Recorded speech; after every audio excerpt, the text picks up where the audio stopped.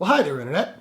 My name's Court, and you've got courtside seats for my review of the brand new Netflix, Fear Street Part 2, 1978. Let's do it.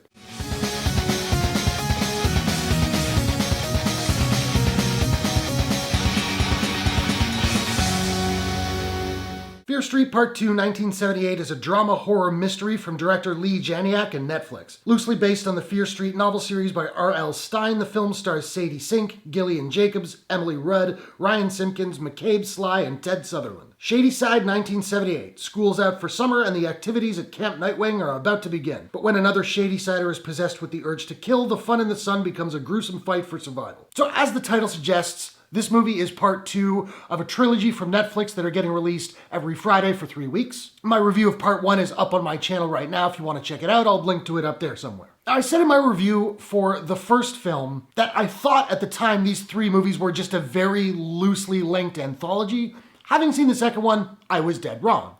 I was way off. This movie utilizes a framing device that has characters from the first movie, which was kind of neat. It also takes place in the same town, or at least the same geographical location. It has the same mythology, and the entire trilogy all takes place over the course of like 3 centuries. And if you watch the trailer for part 3, which takes place in 1666, which is a little on the nose, and it tells the story of Sarah Fear, which is spelled F-I-E-R, but still, a little on the nose, whatever. If you watch that trailer, it's got a lot of the performers from the first 2 movies just set against the 17th century, which is kind of cool. I will say this, it seems like I'm in the minority here, but I actually preferred part 1 to part 2. I still dug this, I had fun with it, but I thought it was quite a bit slower than the first one, and I thought the first one was already a little bit slow and long. This one does take quite a while to get going. That said, I thought the performances in the movie were quite strong. I'm a fan of Sadie Sink from Stranger Things. She was the standout for me. I also liked Ted Sutherland and Ryan Simpkins quite a bit. I will say for a lot of the movie, ostensibly as our lead,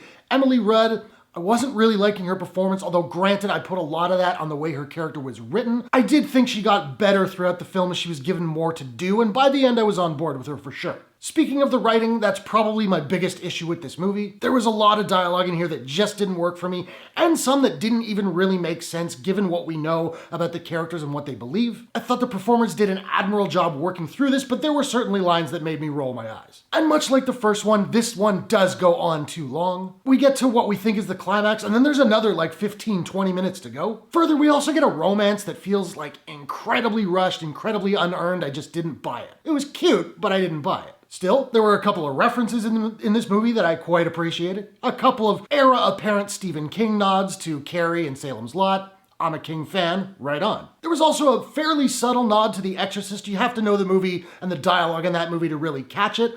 I caught it, I appreciate it, and it makes sense because The Exorcist was released about 5 years before when this movie takes place. And much like the first film in this trilogy, the soundtrack here is a banger. The first one took place in '94, so it was Soundgarden and Radiohead and 9 Inch Nails and Cypress Hill, Iron Maiden, etc. Here it's The Runaways and Bowie and Captain and Tennille, Kansas, and the requisite Don't Fear the Reaper by Blue Oyster Cult. Great song. I don't know what they're gonna do for the third movie. The golden oldies of the 17th century, good luck with that. I will say though, much like the first one, this movie does overuse the soundtrack a lot to the point where it starts feeling like a music video, starts feeling like Suicide Squad, you know? Now compared to the first one, I found this one visually tamer on the gore, even though it was more violent in concept. Not that there's a shortage of blood in this movie, there's not, there's quite a bit. But I don't want to give anything away here. This movie did use restraint in certain scenes, like kills that I don't want to see that on screen. And they didn't show it to me. It happened off screen. I appreciated that. We also get a nice little bait and switch twist, which admittedly I kind of saw coming, but I thought it worked for the movie really well. I had my problems with Fear Street Part 2, but overall I had a good time with it. It's a little slow. The dialogue is not great, but it's also just an entertaining little 70s style slasher flick with the requisite gore, swearing, and sexuality. And now that it's teed up part 3, I'm psyched. Let's go. Now, I don't have a proprietary rating system as of yet, so I'm just trying to figure out what I'm going to give Fear Street Part 2, 1978. And I think I'm going to give Fear Street Part 2 a